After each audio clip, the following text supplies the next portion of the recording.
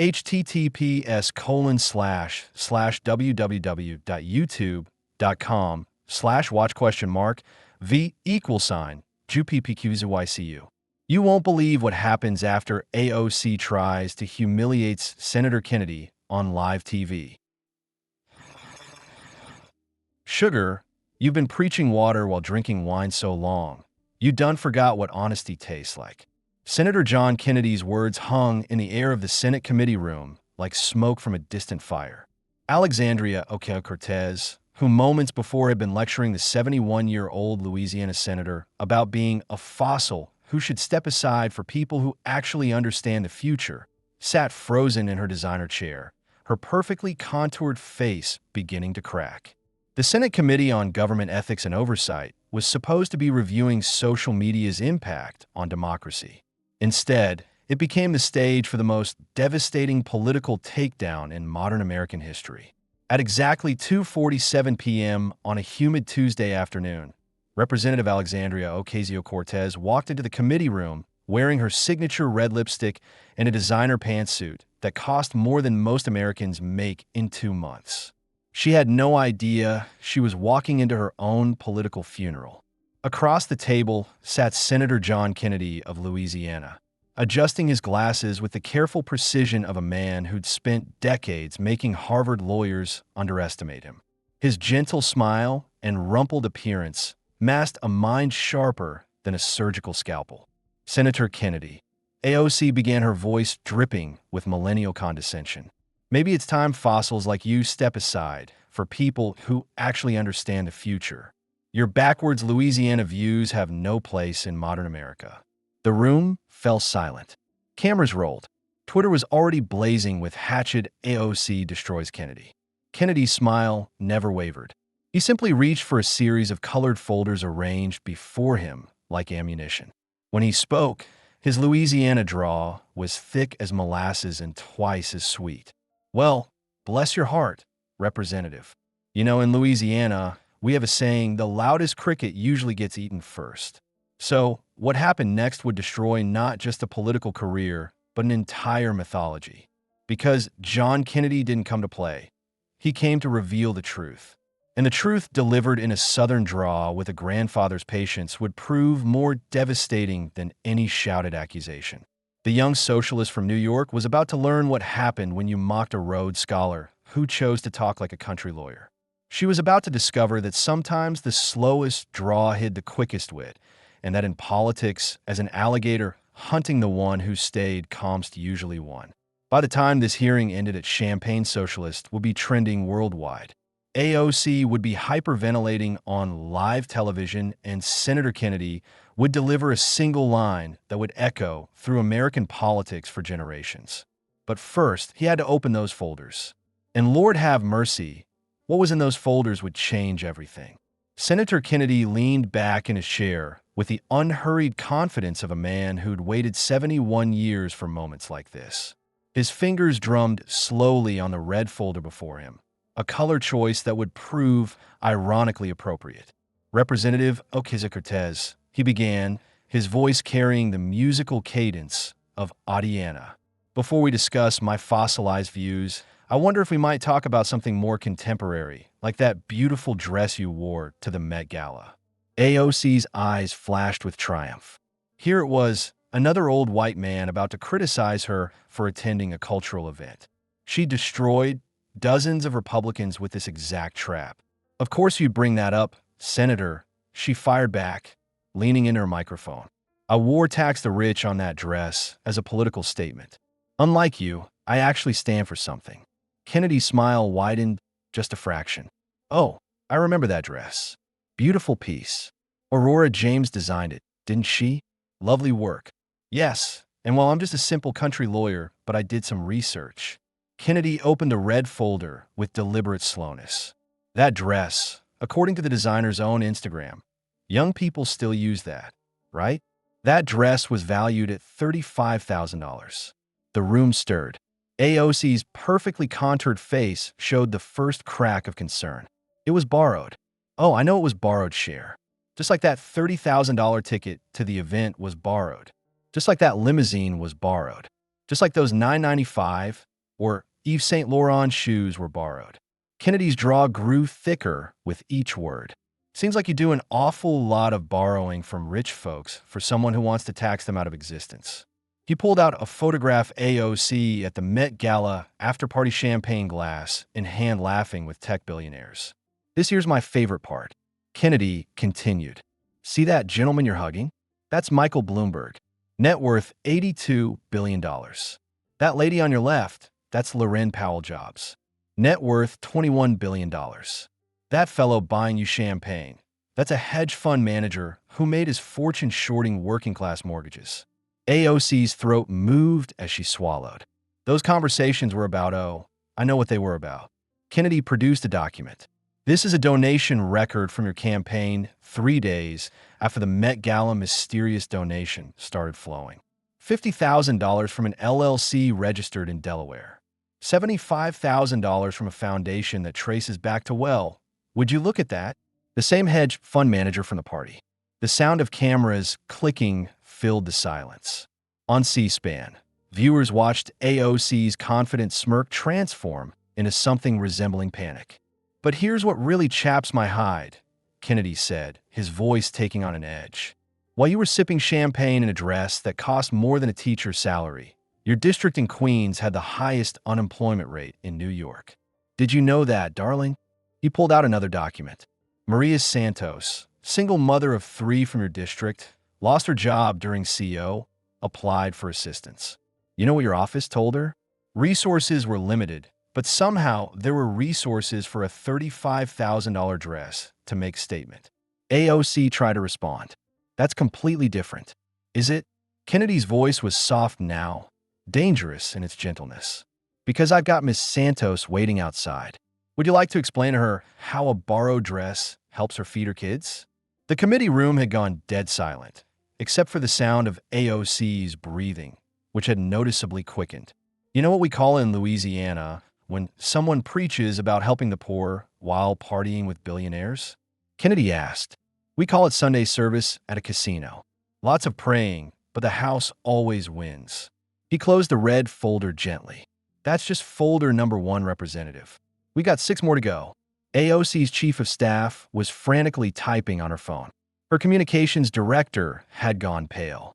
The hashtag champagne socialist had already started trending. Kennedy adjusted his glasses and smiled that grandfatherly smile that had fooled so many opponents over the years. Now, Sugar, you were saying something about fossils because from where I'm sitting, the only thing fossilized here is your integrity. But don't worry, we're just getting started. He reached for the green folder, and AOC's hands visibly trembled as she reached for her water glass. The Southern gentleman had set his trap, and the young revolutionary had walked right in. The feeding had begun. Kennedy opened the green folder with the careful precision of a surgeon preparing to operate. The color choice was deliberate as everything the old Louisiana fox did. Now, Representative, he began, his voice carrying a note of grandfatherly disappointment. Let's talk about saving the planet. That's your signature issue, isn't it? The Green New Deal. AOC straightened, finding her footing. Climate change was her territory. Yes, and unlike your generation, Senator, we actually care about carbon footprints, Kennedy interrupted gently. Because I've got yours right here. He pulled out a spreadsheet that looked like a Christmas tree. Red numbers everywhere. In the last 12 months, you've taken 200 rides, not public transportation, mind you. Private cars. He adjusted his glasses. Your average ride, 14 miles. Total carbon emissions, 23,000 pounds of CO2. AOC's face flushed. The nature of my work requires, I understand completely. Kennedy nodded sympathetically. That's why you took a private jet to the climate conference in Copenhagen. And the one to Davos. And the one to where was it? Oh yes, Coachella. Very important climate work happening at Coachella. I'm sure he produced flight records with the methodical patience of a prosecutor. These private flights produced more carbon in 6 months than the average American family produces in 10 years. But I'm sure you carbon offset them. Silence. No. Well, maybe you were too busy. Kennedy pulled out an Instagram printout. This is you at a climate protest last month. Beautiful sign. There is no planet B. Very moving. He pulled out another photo. This is you leaving that same protest in a black Suburban. Not even a hybrid share, a full gas guzzling Suburban. Your assistant posted it by accident before deleting it, but the internet is forever. The committee room was buzzing now. Reporters were live, tweeting every revelation. But here's my favorite.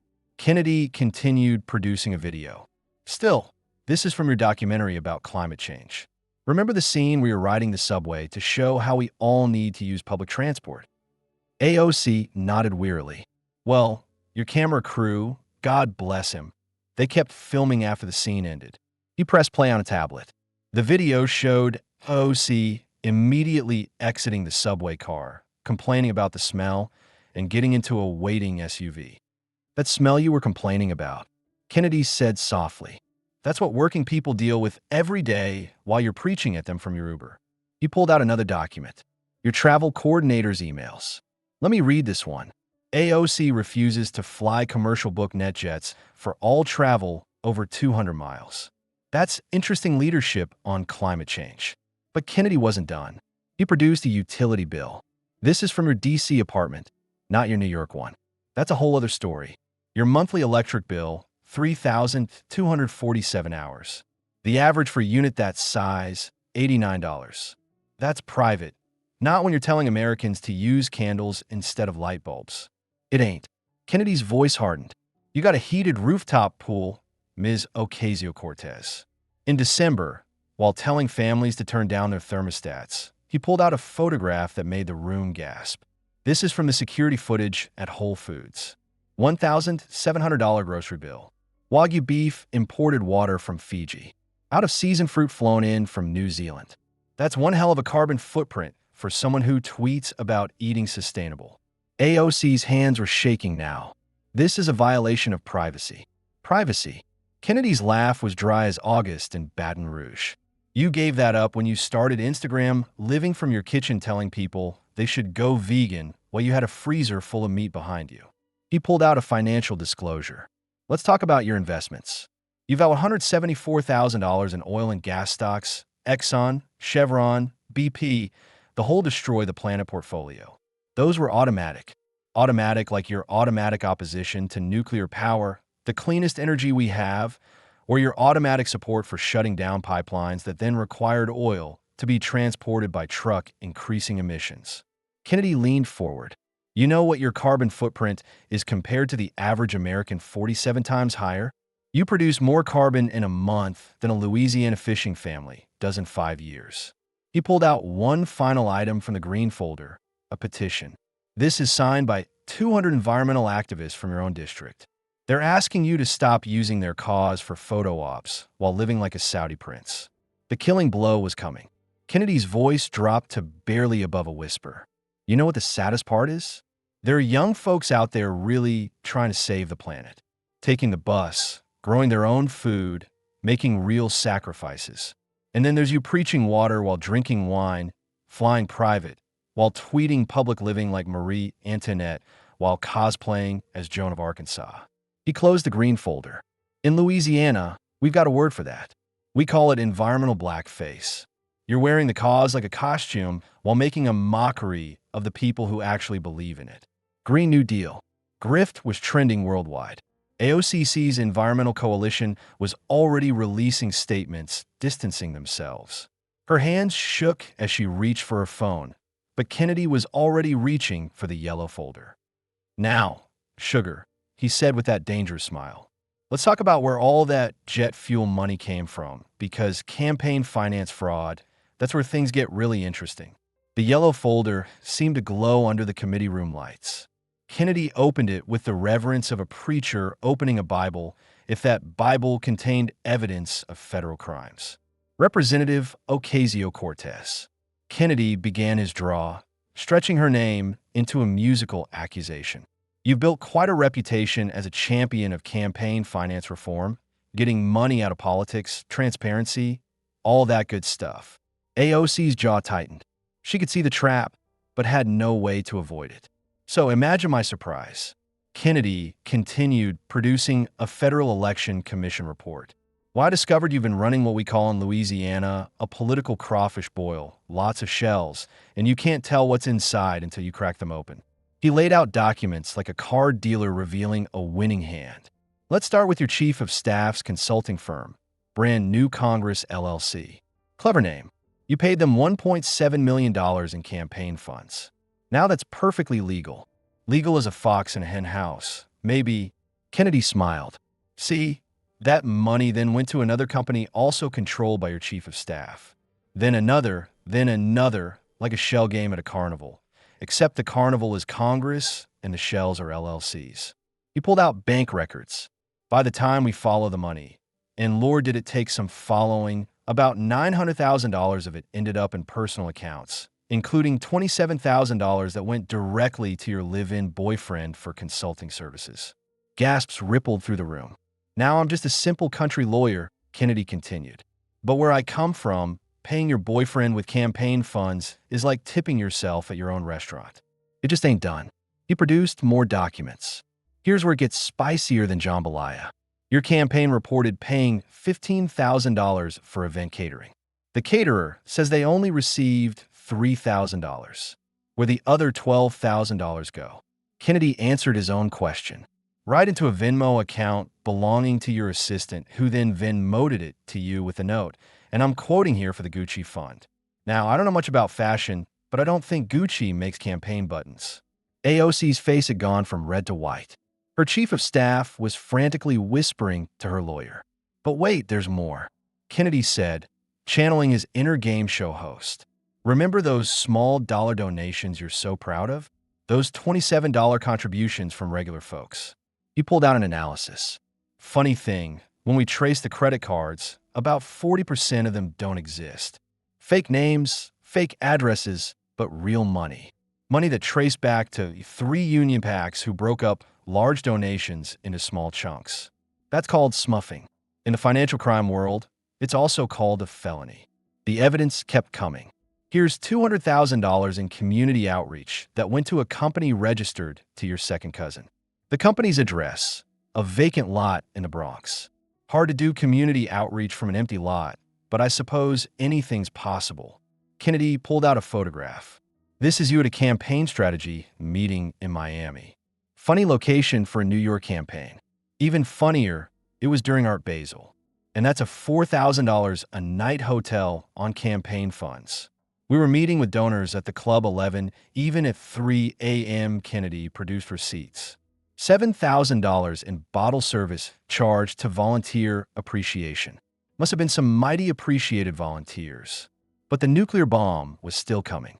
Kennedy pulled out a sealed envelope marked Department of Justice. This arrived in my office yesterday. It's a target letter informing me that your campaign is under federal investigation for wire fraud, money laundering, and conspiracy. AOC stood up abruptly. This is a witch hunt. Sit down. Chair, Kennedy said firmly. We're not done yet. He pulled out the most damaging evidence of all text messages between AOC and her chief of staff. These were provided by a whistleblower from your own campaign.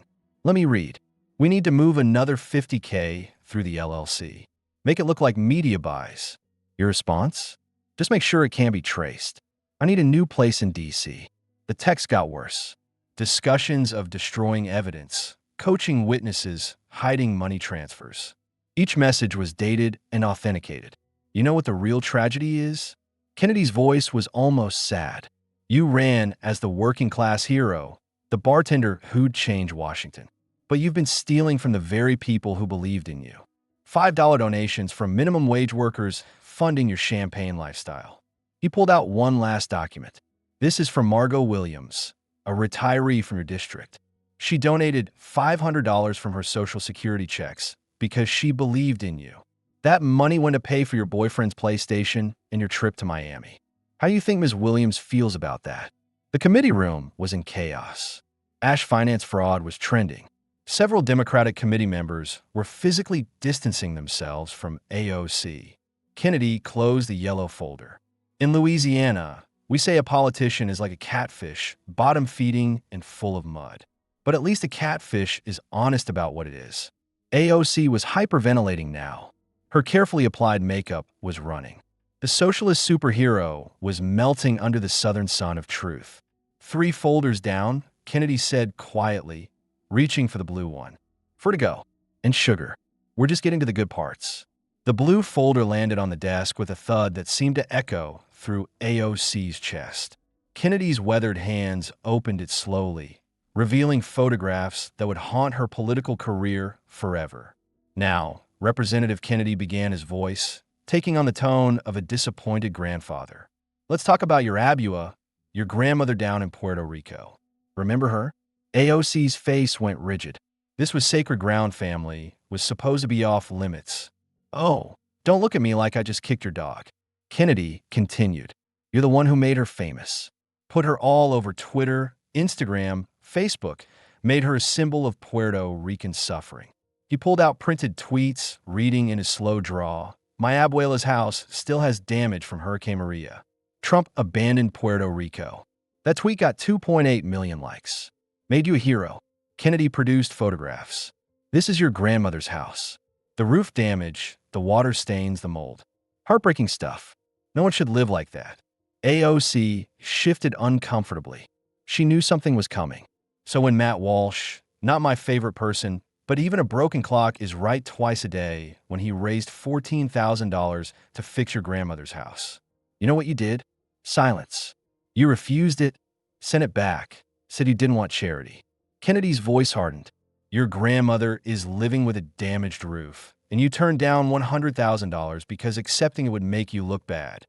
You pulled out bank statements. But here's the interesting part. Your campaign raised $2. $7 million for Puerto Rico relief after you posted about your grandmother. Want to know how much made it to Puerto Rico? The pause was excruciating. 0. Not a peso. Not a penny. Kennedy laid out financial records.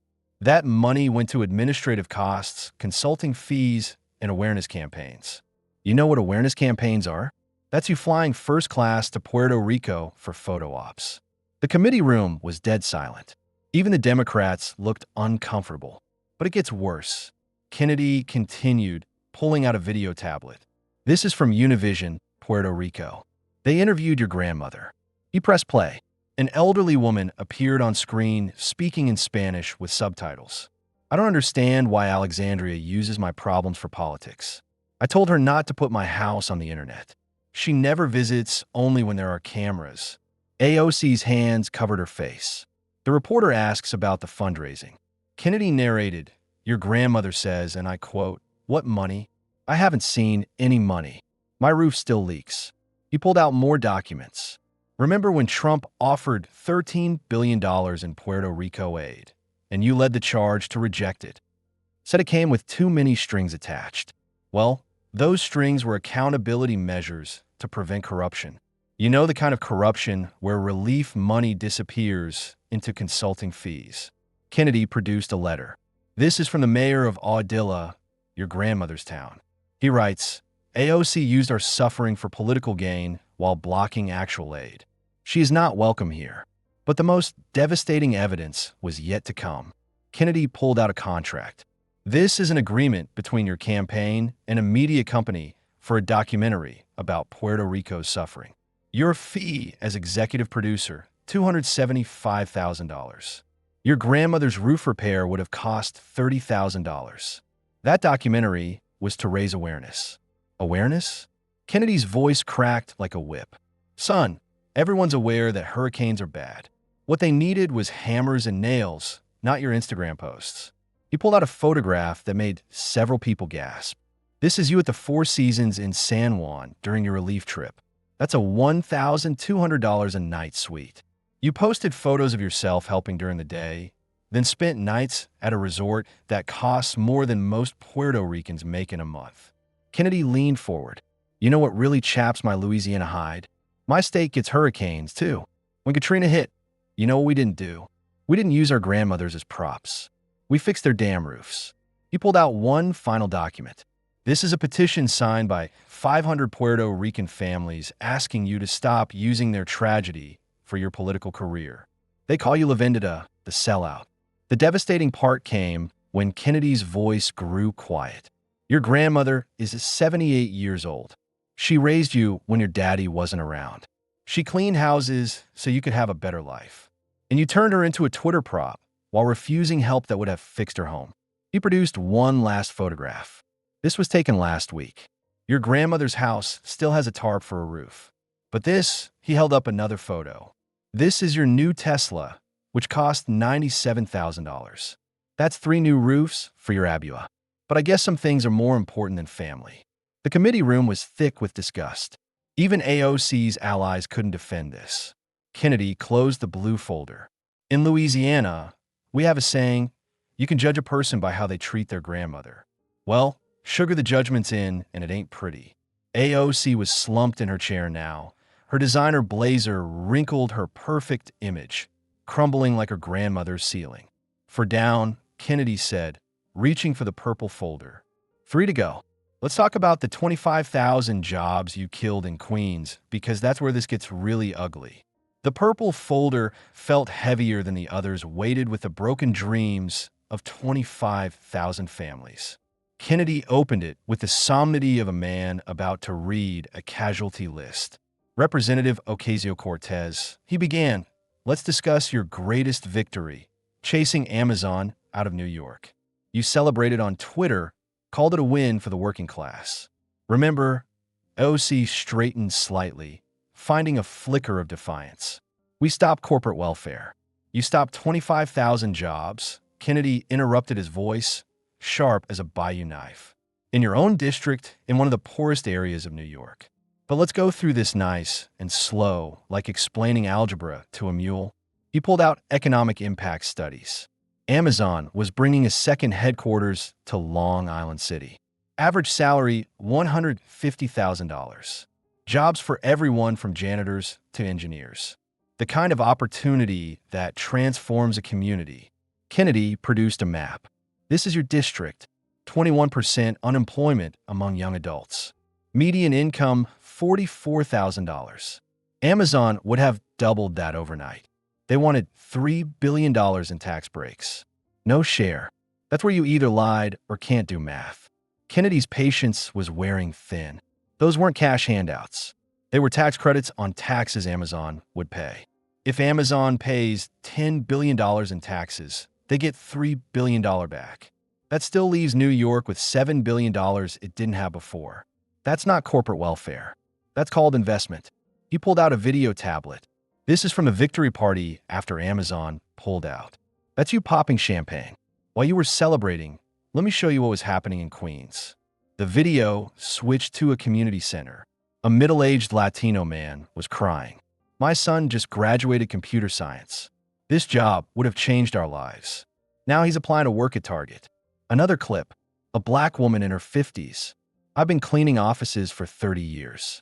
Amazon would have needed hundreds of cleaners paying $25 an hour plus benefits. Now I'm still making $15 with no health care. Kennedy's voice was heavy. Those are your constituents. You took champagne over their children's futures. But the evidence got more damning. Kennedy produced delivery logs. Interesting thing about your Amazon boycott. These are delivery records to D.C. office. 2,847 Amazon packages in the last year. Everything from office supplies to that $400 espresso machine. You pulled out credit card statements. Your personal Amazon Prime account shows $78,000 in purchases since you defeated them. That includes the very device you tweeted your victory from bought on Amazon. That's different. Different as a fox in a hen house. Kennedy produced more documents. This is really special. Internal emails from Amazon released during a lawsuit. They show that after you chased them out of New York, they built the same facility in Virginia, same jobs, same everything. Only difference, those 25,000 jobs went to Virginia instead of your district. You pulled out unemployment statistics. Long Island City now has the highest youth unemployment in New York. Local businesses that renovated expecting Amazon customers bankrupt. That Puerto Rican family that invested their life savings in a food truck for the Amazon campus lost everything. Kennedy produced a petition. This is signed by 15,000 Queens residents asking you to apologize and try to bring Amazon back. Your response, you blocked them all on Twitter. But the worst was yet to come. Kennedy pulled out union letters. These are from labor unions. Your supposed base. Construction workers, electricians, plumbers, all furious because you cost them thousands of union jobs. The Teamsters alone would have had 2,000 new positions. He read from one letter, AOC claims to support workers but killed the best opportunity we've had in decades. She doesn't speak for us. She speaks for herself. Kennedy pulled out a photograph that silenced the room. This is Carlos Mendes, single father, your constituent. He was going to be a security supervisor at Amazon, would have tripled his income. After you killed the deal, he couldn't afford his daughter's asthma medication. She's in the hospital now. AOC's face had gone gray. But here's the kicker, Kennedy continued. While you were killing jobs for the working class, what do you think Jeff Bezos built his next facility? Arlington, Virginia. You know who represents Arlington Democrats who actually understand economics. He pulled out one final damning piece of evidence. This is an internal memo from your staff leaked by someone with a conscience. You're right. We need to kill this Amazon deal. It makes us look bad if capitalism actually helps workers. Better they stay poor and voting for us than get rich and stop needing us. The committee room erupted. That memo was political suicide. Kennedy's voice was thick with disgust. You kept people poor on purpose. Denied them opportunity to maintain your narrative. In Louisiana, we have a word for that. We call it evil. He closed the purple folder. You celebrated while families went hungry. You popped champagne while dreams died. You tweeted victory while your constituents applied for food stamps. All because you cared more about your socialist brand than their actual lives. AOC was crying now, her makeup running in dark streams. But Kennedy wasn't done. 2 more folders, he said, reaching for the orange one. Let's talk about how the bartender became a millionaire while preaching about income inequality. Because, honey, this is where your socialism meets Swiss bank accounts.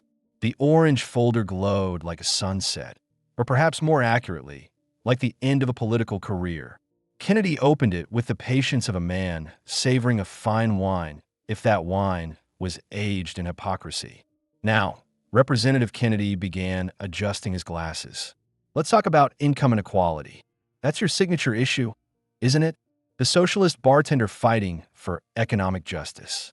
He pulled out a financial disclosure form.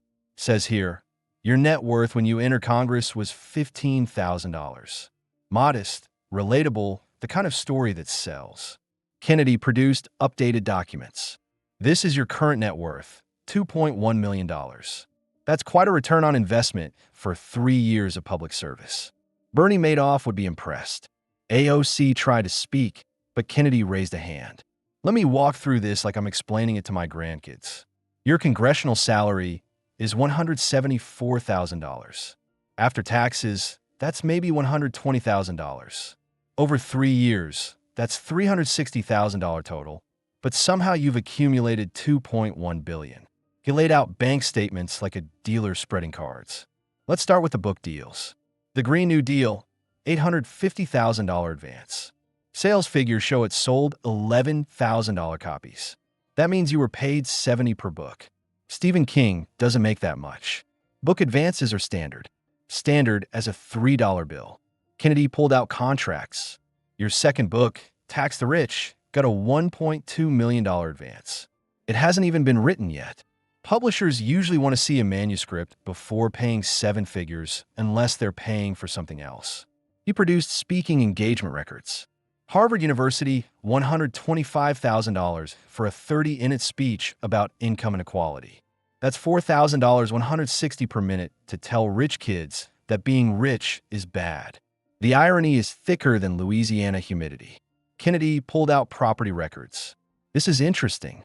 You bought a $1.2 million apartment in D.C. cash purchase. No mortgage. Where does a bartender get $1.2 million in cash? More documents appeared. Oh, here it is. A wire transfer from a consulting firm that traces back to surprise the same unions funneling money through your campaign. Seems like they're good at spreading wealth around, just not to their members. But my favorite, Kennedy said with relish, is your investment portfolio. The woman who wants to tax the rich out of existence has $400,000 in the stock market, not in sustainable green energy companies, not in worker cooperatives in Apple, Google, Microsoft, the same tech giants you rail against. He produced trading records. You bought $50 million in Amazon stock. The same Amazon you chased out of Queens. Bought it right after they announced they were moving to Virginia. That's called insider trading where I come from. AOC's lawyer was whispering frantically in her ear. Let's talk about your lifestyle. Kennedy continued pulling out credit card statements. Whole Foods bills averaging $2,000 a month. That's more than most of your constituents make. Restaurants totaling $800,000 monthly. That's a lot of avocado toast. He produced receipts. Bergdorf, Goldman Sachs, Neiman Marcus. Designer clothes totaling 147,000 heirs in the last year. That's 3 times the median income in your district. But I'm sure those Balenciaga shoes really help you connect with the working class. Kennedy pulled out travel records. First-class flights everywhere. 5-star hotels. A socialist who stays at the Ritz-Carlton is like a vegan who owns a steakhouse. It just don't add up. But here's what really gets me. Kennedy's voice hardened. While you're living like a Kardashian, your constituents are suffering. Highest poverty rate in New York. Families choosing between rent and food. And you're spending their annual income on handbags. He produced a particularly damaging photograph. This is you at a $35,000 per plate fundraiser in Martha's Vineyard. Same night you tweeted about obscene wealth. You were literally eating caviar while tweeting about income inequality. Kennedy pulled out tax returns. You paid $42,000 in taxes last year. Your effective tax rate, 6%, the same rate you call criminal when billionaires do it. But I guess tax avoidance is only bad when Republicans do it. The killing blow was coming. Kennedy produced a document marked Panama Papers. Your financial advisor. Yes, socialists have those now, set up an offshore account in the Cayman Islands. $400,000 sitting pretty, avoiding the very taxes you want to raise on everyone else. AOC was sobbing now, her revolutionary facade completely shattered. You know what the saddest part is? Kennedy's voice was almost gentle. There are real socialists out there, people who actually live their values, share their wealth, fight for workers. And then there's you, a champagne socialist who makes Bernie Sanders look like Karl Marx.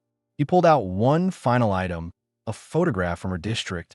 This is the line at the food bank in Queens last week, 2 blocks from your $1 million apartment. These people believed in you, voted for you, trusted you, and you got rich off their suffering. Kennedy closed the orange folder. In Louisiana, we say you can't be a prophet and a profiteer, but you've managed to be both preaching poverty while practicing greed. He reached for the final folder, blood red. One more round, sugar. Let's talk about the people who died because of your policies. Because this isn't just about money anymore. This is about blood on your hands. The blood red folder sat on the desk like an accusation. Kennedy stared at it for a long moment before opening it, as if the weight of its contents required a moment of prayer. Representative Ocasio-Cortez. He began, his voice now devoid of folksy charm, carrying instead the gravity of a judge pronouncing sentence.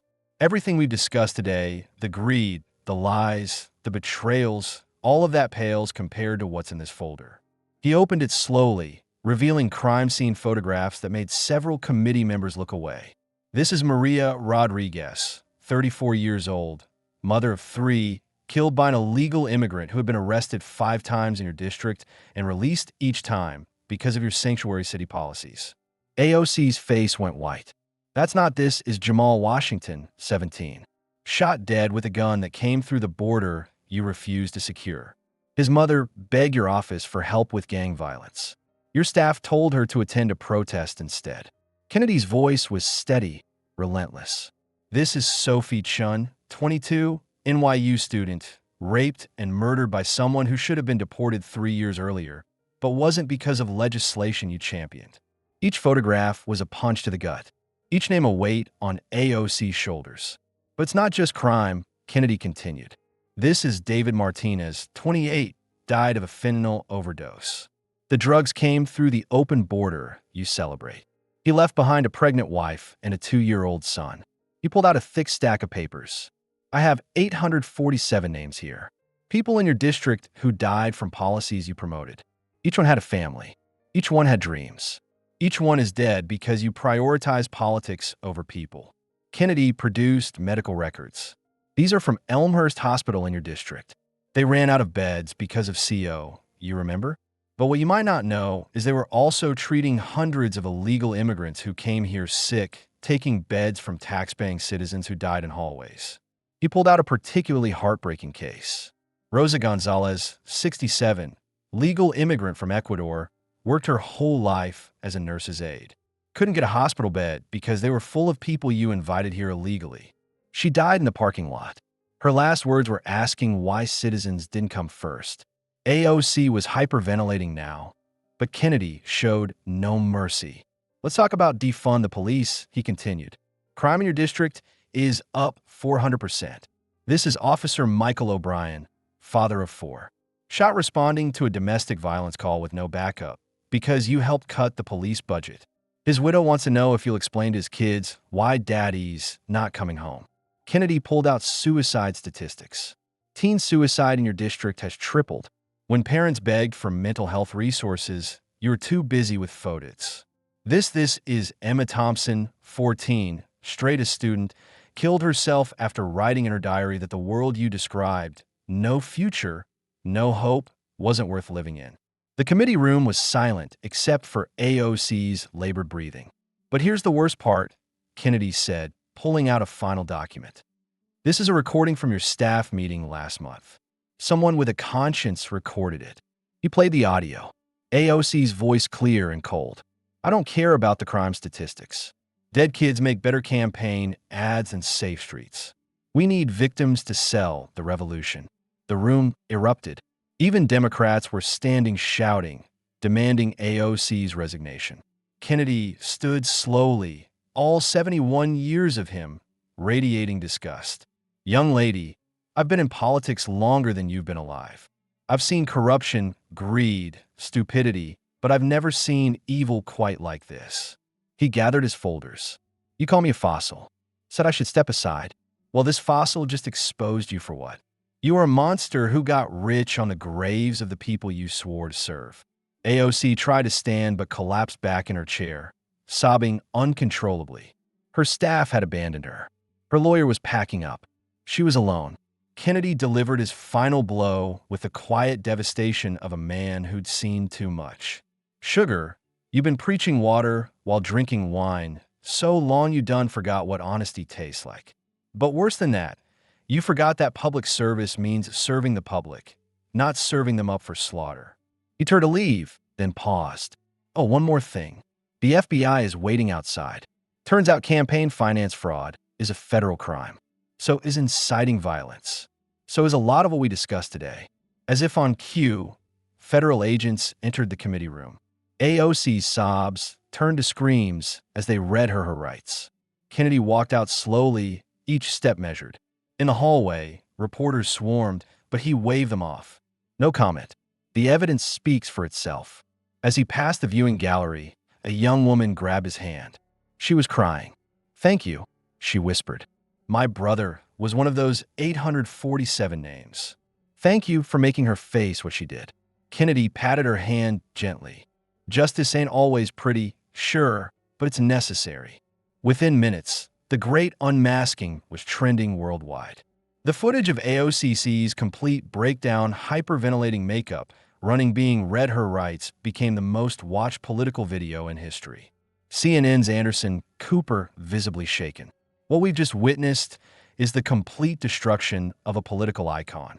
The evidence presented by Senator Kennedy is overwhelming. Even MSNBC couldn't spin it. Rachel Maddow opened her show in tears. I believed in her. We all did. How do we not see this? But it was the reaction from AOC's district that truly showed the impact. In Queens, people took to the streets not to protest her arrest, but to celebrate. Maria Santos, the single mother who couldn't get help, while AOC wore designer dresses, stood outside the courthouse with hundreds of others. She fooled us, made us believe she was one of us while she got rich off our pain. The Democratic Party went into crisis mode. Chuck Schumer held an emergency press conference. Representative Ocasio-Cortez will be expelled from the Democratic caucus immediately. Her actions are antithetical to everything we stand for. The squad scattered. Ilhan Omar, Rashida Tlaib, and others released statements distancing themselves, but it was too late. The investigations were spreading. If AOC had been this corrupt, what about the others? Young progressives felt the betrayal most deeply. A 22-year-old activist from Brooklyn crying on TikTok. She was supposed to be different. She was supposed to be our voice. Instead, she was just another grifter who saw us as stepping stones. The environmental movement expelled her overnight. Greta Thunberg tweeted simply, "She stole our cause and sold it for Gucci." Unforgivable. In Louisiana, Senator Kennedy returned to his small office in Baton Rouge. No victory laps, no gloating. When local reporters found him, he was reading constituent mail same as any other day. "Senator, how does it feel to have destroyed AOC?" Kennedy looked up, his eyes sad. "Son, I didn't destroy anyone. The truth did that. I just held up a mirror. Will you run for president? You're polling at 84% nationally." Kennedy chuckled. "I'm 71 years old. My job is serving Louisiana. Besides, my wife would kill me if I tried to move to Washington full-time." But across America, something had shifted. The exposure of AOC's corruption had broken a spell. People started looking more closely at their leaders, asking harder questions, demanding real answers. In barbershops and beauty salons, in churches and community centers, the conversation was the same. If she fooled us that completely, who else is lying? 3 weeks later, AOC was formally charged with 47 federal crimes, ranging from wire fraud to money laundering to conspiracy. Her trial was set for the following spring. Legal experts predicted she'd face 25 to life. Her expensive lawyers tried to negotiate a plea deal, but prosecutors had 200 hours of evidence thanks to Kennedy's methodical preparation. There was nowhere to run. The apartment in D.C. was seized. The designer clothes auctioned off. The book deals canceled. The woman who'd entered Congress with $15,000 would leave it with nothing but a prison number. But the real legacy was in the 847 names Kennedy had read. Their families finally had acknowledgement. Their deaths hadn't been statistics. They'd been preventable tragedies caused by political ambition. A foundation was started in their memory, funded by the seized assets from AOC's corruption. It would provide mental health services, addiction treatment, and crime victim support to the communities she'd abandoned. In her jail cell, awaiting trial, AOC gave one interview. Disheveled, no makeup, wearing orange instead of designer clothes, she was asked what she'd learned. "I lost myself," she said quietly. "Started believing my own lies. Thought I was above the people I claimed to serve." Any words for Senator Kennedy? A long pause. He did what I should have done. Told the truth. Meanwhile, Kennedy was back in Louisiana, sitting on his porch sipping sweet tea. His wife asked if he regretted anything about the hearing. "No, Chair," he said softly. "Sometimes you gotta clean house, even when it's ugly. Especially when it's ugly." As the sun set over the bayou, Kennedy's phone rang. "President Trump. Hell of a job, John. We need more like you in Washington." "Thank you, Mr. President. But I think Washington needs fewer people, not more." Maybe that's the lesson here. He hung up and returned to his tea. Tomorrow he'd be back in his office, serving his constituents, reading their letters, solving their problems.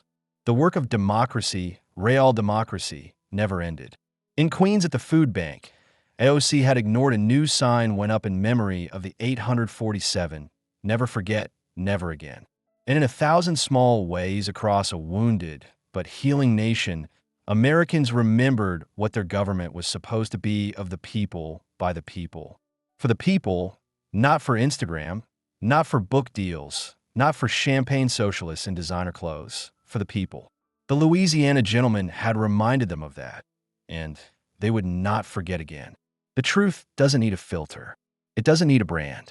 It doesn't need likes or shares or viral moments.